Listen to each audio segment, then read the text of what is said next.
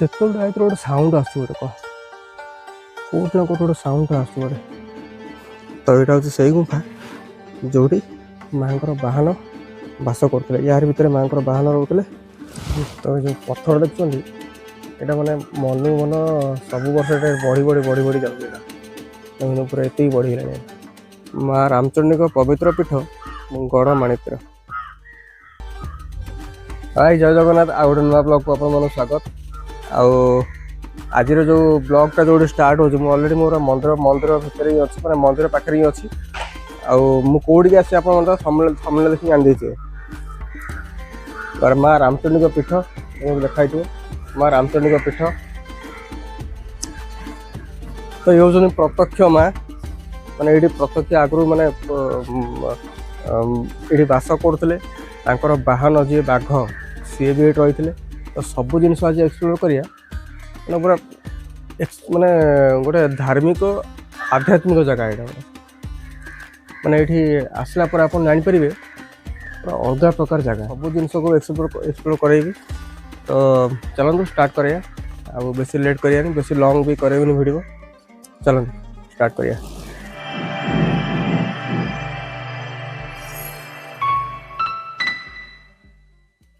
ତ ଏଇଟା ରହିଲା ଗୋଟେ ଯଜ୍ଞ ମଣ୍ଡପ। ଆଉ ଏଇଭଳିଆ ରହିଲା କିଛି ମାନେ ପରିବେଶଟା ପୁରା ବାହାର ଏଣ୍ଟ୍ରି ଟାଇପ୍ର। ଏଣ୍ଟ୍ରିଟା ସେପଟେ ଦେଖାଉଛି ରୁହନ୍ତୁ। ଏଣ୍ଟ୍ରିଟା ସେଇ ଗେଟ୍ଟା, ସେଇ ଗେଟ୍ରେ ଏଣ୍ଟ୍ରି କରିବେ। ଏଇଟା ଯଜ୍ଞ ମଣ୍ଡପ। ଆଉ ସେପଟ ସାଇଡ଼୍ ବି ଅଛି ଦେଖନ୍ତୁ ସବୁ ମାନେ ଦୋକାନ ବଜାର ପାଇଁ ଅଛି। ବାକି ଏଇଠି ଆପଣ ଯଦି ଭୋଜି କରିବେ ତ ଏଇଠି ବି ସୁବିଧା ଅଛି। ଦେଖନ୍ତୁ ସେ ସାଇଡ଼୍ରେ ପୁରା ସୁବିଧା ଅଛି, ଆପଣ ସେଇଠି ଭୋଜି କରିପାରିବେ।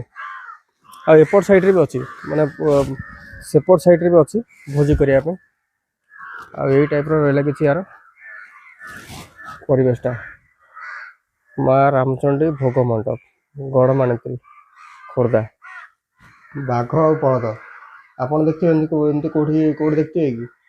ବାଘ ଆଉ ବଳଦ ଚାଷ କରୁଛନ୍ତି ଗୋଟେ ବାଘ ସହିତ। କାହିଁକି ଚାଷ କରୁଛନ୍ତି ମୁଁ ଆପଣମାନଙ୍କୁ ଦେଖିବି ଆଗକୁ। ତ ଏଇଟା ହେଉଛି ଏଣ୍ଟ୍ରି। ଆପଣ ଏଣ୍ଟ୍ରି ବାହାର ଦେଖିଲେ ଆପଣଙ୍କୁ ଏଇଠି ମିଳିଯିବ। ଦେଖନ୍ତୁ ସେ ଯେଉଁ ମୁଁ କହୁଥିଲି ବାଘ ଆଉ ବଳଦ ଦୁଇଟା ଯେଉଁ ରହିଥିଲେ ଚାଷ କରୁଥିଲେ, ତ ତାଙ୍କର ମିଳିଯିବ ଫାଷ୍ଟ ପ୍ରତିମୂର୍ତ୍ତି।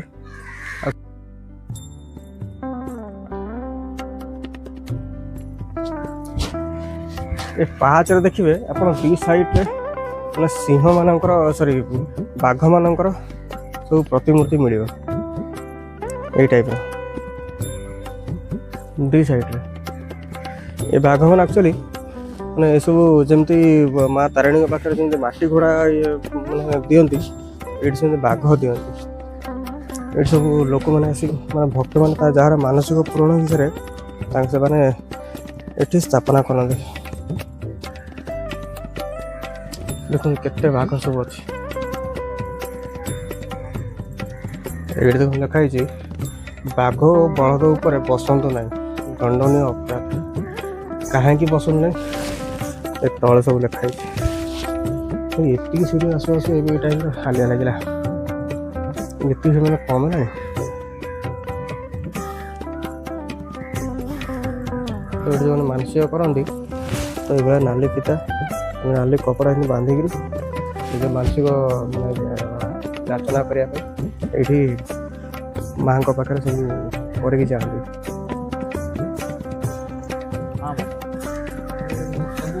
ଏ କଇଁଆ ଗଛ ଯେତିକି ବଢ଼ୁଥିଲା ସେ ଏ ଯେଉଁ କଇଁଆ ଗଛ ଦେଖୁଛନ୍ତି, ଏବେ ତ ଏଠି ସବୁ ଇଏ ଅଛି।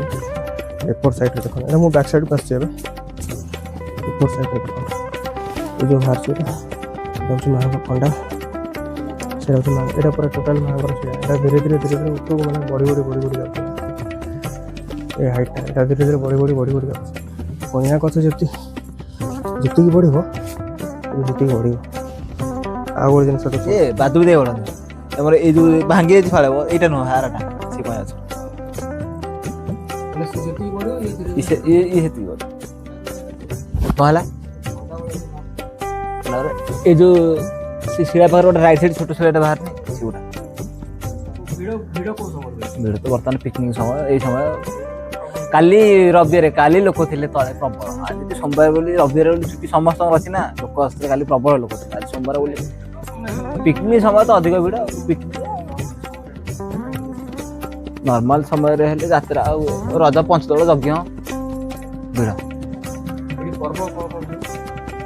ଆମର ମାର ପର୍ବ ହଉଛି ସପ୍ତମୀ ପର୍ବ, ମାନେ ମହାସପ୍ତମୀ, ଯୋଉଟା ଆମ ଗାଁ ଯୋଉଟା ବଡ଼ ପର୍ବ। ବାହା ହବ, ଗାଁ ବୁଲିବ, ଗାଁ ଭିତରୁ ଯିବ, ସେଇଟା ଆମର ବଡ଼ ପର୍ବ। କରାହେଇନି, ଇଏ ଆଗରୁ ଅଛନ୍ତି ନା, ୟାକୁ କିଏ ତିଆରି କରୁଛି କେହି ନାହିଁ। ଦି ସାଇଡ୍ ପାର୍ଶ୍ୱ ମୂର୍ତ୍ତି ସ୍ଥାପନ କରାଯାଇଛି। ସେପଟେ ଆମର ଭୈରବୀ, ଏପଟେ ଦୁର୍ଗା, ସେ ଦିଟା ସ୍ଥାପନ କରାଯାଇଛି। ମଝିରେ ମା ଆଗରୁ ଅଛି।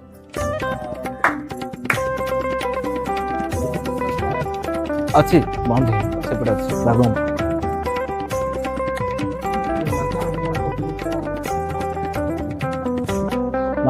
ହଁ ପୂରଣ ହଉଛି। ଦି ସାଇଡରେ ସିଂହ ବସିନି, ଏପଟେ ସେପଟେ ମାନସିକ ସିଂହ ନା ମାନସିକ କରି ଆସିଯାଇଥିବ। ମାନସିକ ପୂରଣ ହେଲା ପରେ ସିଏ ଯିଏ ଯାଚିଥିବ ମା ମୁଁ ସିଂହ ଦେବି, କିଏ ଆମର କୁକୁଡ଼ା ବୁଲୁଛି କୁକୁଡ଼ା ଛାଡ଼ିବି, କି କୁକୁଡ଼ା ବଳି ପକେଇବି, କି ଆମର ଘଣ୍ଟି ଦେବି, ଘଣ୍ଟ ଦେବି। ହଁ ବଳି କୁକୁଡ଼ା ବୋଦା ତ ପଡୁଛି। ଆଉ ଯୋଉ ରୂପା ଆଖିରେ ଲାଗିନି, ରୂପା ଆଖି ମୁକୁଟ ସବୁ ଯାକ ମାନସିକ ଲୋକ ଦେଇଛନ୍ତି ନା, ସବୁ ମାନସିକ ଯାହା ବି ଲାଗିଛି। ଦିପଟ ସାଇଡ୍ ସିଂହ ସବୁ ଯାକ ମାନସିକ ଲୋକ ମାନସିକ ପୂରଣ ହେଇସାରିଲା ପରେ ଲୋକ ନେଇ ଦେଇଛନ୍ତି। ଆଉ ଗୋଟେ ଜିନିଷ ଦେଖନ୍ତୁ, ମାନେ ଆପଣ ଦେଖିବେ ଅଲଗା ପ୍ରକାର। ଏଇ ଯେଉଁ ଜିନିଷ ଦେଖୁଛନ୍ତି ଏଇଟା ହେଉଛି ଅଜଗର ସାପ। ମାନେ ଲୋକମାନଙ୍କ କହିବା ଅନୁସାରେ ଏଇଟା ଗୋଟେ ଅଜଗର ସାପ। ଦେଖନ୍ତୁ ଆଜି ତାର ସେପ୍ଟା ଦେଖନ୍ତୁ, ଆଇଦର ସେପ୍ ଦେଖିକି ଲୋକମାନେ କହୁଛନ୍ତି କି ସାପ ପଥର ହେଇଯାଇଛି, ସେଇଟା ମୁଁ କହୁନି, କିନ୍ତୁ ତାର ସେପ୍ ଦେଖନ୍ତୁ। ଆଗକୁ ଆହୁରି ଦେଖେଇବି, ଯାହାର ସେପ୍ ଦେଖନ୍ତୁ, ଏଇଟା ପୁରା ମାନେ ଦେଖାଯିବ ଆପଣଙ୍କୁ ପୁରା ଅଜଗର ସାପ ଭଳି। ଆଉ ଗୋଟେ ଦେଖନ୍ତୁ, ଚାଲନ୍ତୁ ଭିତରେ ଦେଖନ୍ତୁ ଆପଣ, ମାନେ କେଉଁ ଟାଇପ୍ର ଯେତିକି ପଥର ଅଛି ଏ ଭିତରେ, ଯେତିକି ପଥର ମାନେ ସବୁ କୌଣସି ନା କୌଣସି ଗୋଟେ ଆପଣଙ୍କୁ ଦର୍ଶାଇବ କି କୌଣସି ନା କୌଣସି ଗୋଟେ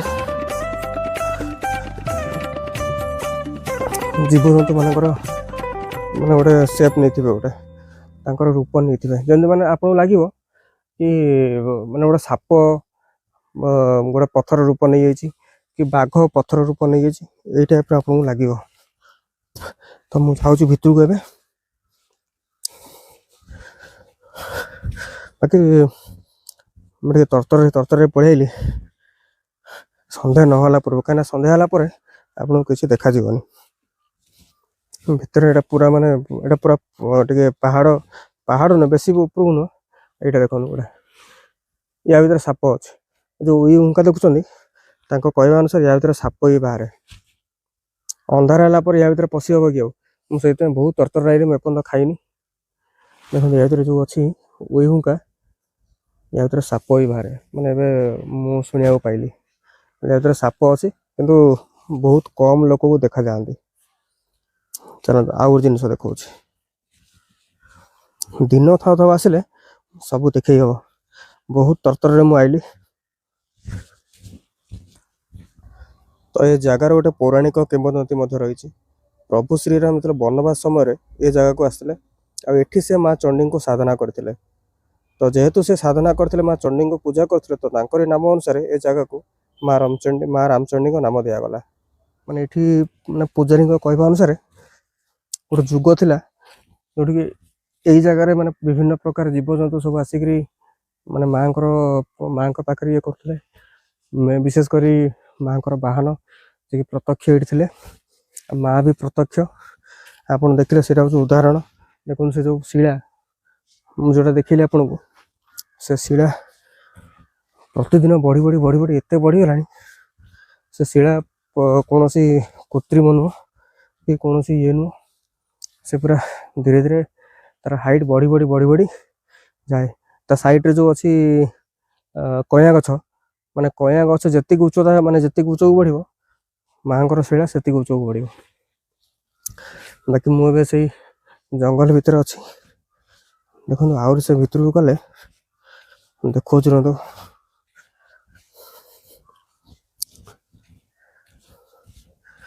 ପୁରା ଅଲଗା ପ୍ରକାର ସିନେରୀ ଏଠି। ଯଦି ଆସିବେ ଦିନ ବେଳେ ଆସିବେ ପୁରା ଆରାମସେ ସବୁ ଜିନିଷ ବୁଲିପାରିବେ। ଏବଂ ଗଛ ଭିତରେ ଦେଖନ୍ତୁ ଯୋଉ ଜିନିଷ ମାନେ ଚେର ଗୁରା ସବୁ ଯାଇଛି, ଚେର ନୁହେଁ ସେଟା କଣ ଡାଳ, ଡାଳ ଗୁରା ସବୁ ଗୁଡେଇ ଗୁଡେଇ ଯାଇଛି। ମୁଁ ଡାଳ ଗୁରା ସବୁ ଗୁଡେଇ ଗୁଡେଇ ଯାଇଛି। ଆପଣ ଯଦି ସନ୍ଧ୍ୟାବେଳେ ଆସିବେ କି ମାନେ ଗୋଟେ ମାନେ ହଠାତ୍ ଦେଖିଦେବେ ଏମିତି ଜିନିଷ, ତ ଆପଣଙ୍କୁ ଲାଗିବ କୌଣସି ସାପ ଏ ଗଛ ଭିତରେ ଗୁଡେଇକି ଅଛି। ସବୁ ଗଛରେ ଯେତିକି ମୋଟା ମୋଟା ଗଛ ସବୁ ତାରି ଭିତରେ। ଏଇ ଦେଖନ୍ତୁ ସେଇ ଚେର ଗୋଟେ ଦେଖିପାରୁଥିବେ, ସେଇଠି ଗୋଟେ ଅଛି। ସେ ଚେର ସିଆଡେ ଯାଇକିରି ସବୁ କୋଉ ଗଛରେ ନାହିଁ କୋଉ ଗଛରେ ସବୁ ଗୁଡେଇ ଗୁଡେଇ ଥିବ। ମାନେ ଯେତିକି ଏରିଆ ଦେଖନ୍ତୁ ମାନେ କୋଉ ଟାଇପର, ପୁରା ମାନେ ଅଲଗା ଟାଇପର ଜାଗା, ଲୋକେସନ ମାନେ ଅଲଗା ଟାଇପର। ଆଉ ଏ ଯୋଉ ପଥର ଦେଖୁଛନ୍ତି, ମୁଁ ୟାର ଭିତରୁ ମତେ ମନା କରିଥିଲେ କି ଏ ଭିତରକୁ ଏବେ ଯିବା ପାଇଁ, ତଥାପି ମୁଁ ଆସିଛି, ଏକେଲା ଆଇଛି। ବର୍ତ୍ତମାନ ତ କେହି ନାହାନ୍ତି। ଆଜି ଯେହେତୁ ସୋମବାର, ତାପରେ ଟାଇମ ବି ହେଇଗଲାଣି। ଏସବୁ ଜାଗା ମତେ ମନା କରିଥିଲେ ଏବେ ଯିବା ପାଇଁ। ଦେଖନ୍ତୁ ଜାଗା ଦେଖନ୍ତୁ, ମତେ ଏବେ କହିଲେ ବର୍ତ୍ତମାନ ସାପ ଗୁରା ସବୁ ବାହାରିବେ, ଆଉ ଭିତରକୁ ନ ଯିବା ପାଇଁ। ତଥାପି କହିଲେ ଆପଣମାନଙ୍କ ପାଇଁ ପଳେଇ ଆସିଛି ମୁଁ ଭିତରକୁ। କିନ୍ତୁ ଦେଖି ଦେଖି ଯିବାକୁ ପଡୁଛି, ଯେହେତୁ ସେ କହିଦେଇଛନ୍ତି ମତେ ଡର ପଶିଯାଇଛି ଗୋଟେ। ପୁରା ଅଲଗା ଟାଇପର ଜାଗା।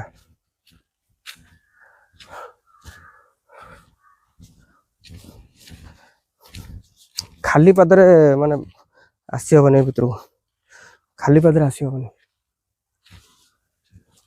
ଏଇ ଦେଖନ୍ତୁ ମାଙ୍କ ପାଇଁ ଯୋଉ ମାନସିକ କରିବା ପାଇଁ ମାଙ୍କ ପାଖରେ ଯାଚନା କରନ୍ତି, ତ ଏଇଠି ବି ସବୁ ଲଗା ହେଇଛି। ଗୋଟେ ବହୁତ ଭିତରକୁ ପଳେଇ ଆସିଛି, ଯାଉଛି ବାହାରକୁ। ବାହାରକୁ ଗଲା ପରେ ଆପଣଙ୍କ ସହିତ କଥା ହେବି। ସେତେବେଳେ ଭିତରେ ଗୋଟେ ସାଉଣ୍ଡ ଆସୁଛି, ଗୋଟେ କଣ କୋଉଠି ନା କୋଉଠି ଗୋଟେ ସାଉଣ୍ଡ ଆସୁଛି, ଗୋଟେ ସଁ ସଁ ସାଉଣ୍ଡ ଆସୁଛି। କୋଉଠୁ ଆସୁଛି କେଜାଣି, ୟାର ଭିତରୁ ଆସୁଛି, ଏଇ ଭିତରୁ।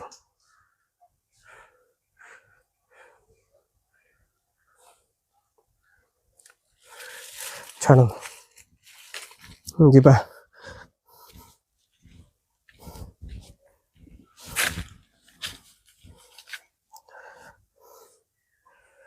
ଏଇ ଟାଇପ ରହିଲା କିଛି ଜାଗା।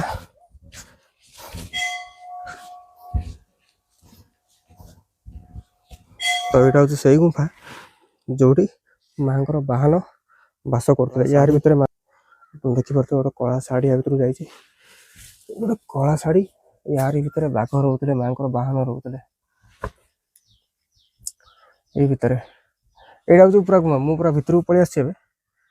ମୁଁ ବାହାରକୁ ଯାଇ ଦେଖଉଛି, ଏଇଠି ମାଙ୍କର ବାହନ ବାସ କରୁଥିଲେ।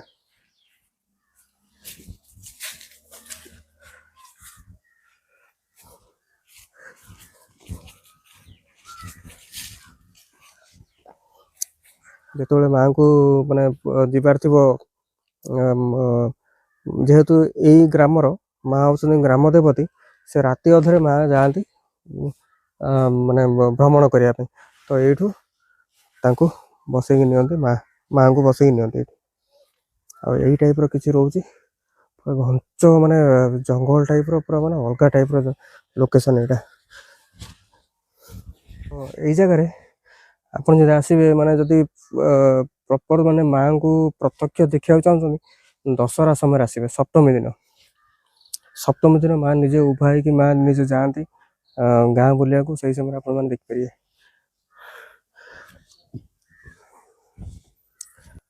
ଏଇଟା ଦେଖନ୍ତୁ ପୁରା ମନ୍ଦିର, ସେଟା ହଉଛି କଇଁଆ ଗଛ। ମାଙ୍କର ଶିଳା ଦେଖନ୍ତୁ, ତାଙ୍କର ହାଇଟରେ ଅଛନ୍ତି ପୁରା। ଯେତେ କଇଁଆ ଗଛ ଯେତିକି ବଢିବ, ମାଙ୍କର ଶିଳା ସେତିକି ବଢିବ ଉପରକୁ।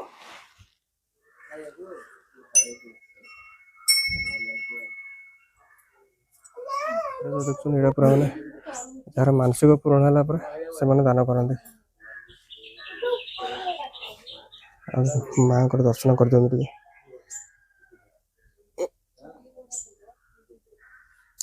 ସେପଟେ ହେଉଛନ୍ତି ମା ଭୈରବୀ, ମା ବନ ଦୁର୍ଗା। ଆଉ ଗୋଟେ କିମ୍ବଦନ୍ତୀ ଅଛି, ମାନେ ଯୋଉଟାକି ସତ ଘଟଣା, କି ଏଠି ଜଣେ ଚାଷୀ ଚାଷ କରୁଥିବା ସମୟରେ ସେ ମାନେ ତାଙ୍କର ଦିଟା ବଳଦ ନେଇକରି ସେ ଚାଷ କରୁଥିଲେ। ତାପରେ ସେ ଯେତେବେଳେ ଘରକୁ ପଳେଇ ଆସିଲା ପରେ ହଠାତ୍ ଦିନେ କ'ଣ ହେଇଛି, ଗୋଟାଏ ବଳଦ ଘରକୁ ପଳେଇ ଆସିଲେ କିନ୍ତୁ ଆଉ ଗୋଟେ ବଳଦ ଆସିପାରିଲା ନାହିଁ, ଆସିନଥିଲା। ତ ସେଇଠୁ ସେ ମାଆଙ୍କ ପାଖକୁ ଗଲେ, ମାଆଙ୍କ ପାଖରେ ମାନେ ଧ୍ୟାନ କଲେ କି କ'ଣ ମାନେ ମୋ ବଳଦ କାହିଁ ଆସିଲାନି କ'ଣ ପାଇଁ। ତ ତା ପରଦିନ ଜଣା ପଡ଼ିଲା କି ମାଆଙ୍କର ଯିଏ ବାହନ ଯୋଉ ବାଘ ସେ ବଳଦକୁ ଖାଇଦେଇଛି। ତ ରାତିରେ ସେଇ ଚାଷୀଙ୍କୁ ସ୍ୱପ୍ନ ଆସିଲା, ମା ନିଜ ସ୍ୱପ୍ନରେ ଆସି କହିଲେ କି କାଲି ସକାଳକୁ ସେଇ ଜମିକୁ ଯାଅ, ଆଉ ଯିଏ ବି ସାମ୍ନାକୁ ଆସିବେ, ଯିଏ ବି ପାଖରେ ଥିବେ, ମାନେ ଯିଏ ବି ଯାହାକୁ ପ୍ରଥମେ ଦେଖିବ ସିଏ ହିଁ ଚାଷ କରିବ। ତ ଇଏ ଚାଷୀ ସେଇ ହିସାବରେ ମାନେ ସେ ଜମିକି ଗଲେ, ପ୍ରଥମେ ଦେଖିଲେ ଗୋଟେ ବାଘ ଠିଆ ହେଇଛି, ଗୋଟେ। ତ ଇଏ କ'ଣ କଲେ, ସେ ବାଘ ଆଉ ବଳଦ ଯୋଉଟାକି ମୁଁ ଆପଣଙ୍କୁ ଦେଖେଇଲି, ଏଇଟା ଗୋଟେ ସତ୍ୟ ଘଟଣା। ଏଇଟା ଯୋଉ ବାଘ ଦେଖେଇଲି, ସେ ବାଘ ଆଉ ବଳଦ ଦୁଇ ଜଣ ମିଶିକି ଚାଷ କଲେ। ଆଉ ସେ ବାଘ ହଉଛନ୍ତି ମାଙ୍କର ବାହନ। କୁଆଡ଼େ ଯାଇଛ? ରାମଚଣ୍ଡୀ ଦେଖିବାକୁ ରାମଚଣ୍ଡୀ ଦେଖିବା। କୋଉଠି ଯାଇଛ? ପୁରୀ। ପୁରୀରୁ ଆଉ କୁଆଡ଼େ କୁଆଡ଼େ ଯାଇଥିଲ?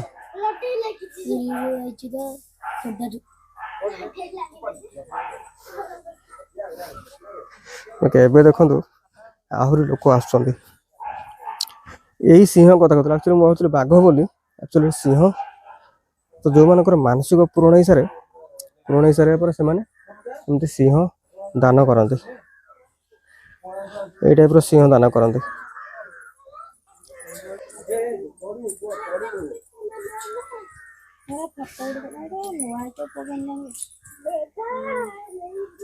ଏଇଠି ଆପଣ ଦେଖନ୍ତୁ ପୁରା ଆପଣ ପଢିପାରିବେ, ମୁଁ ଦେଖେଇ ଦଉଛି ପୁରା, ଆପଣ ଏଇଠି ପଢିକି ଜାଣିପାରିବେ ସବୁ।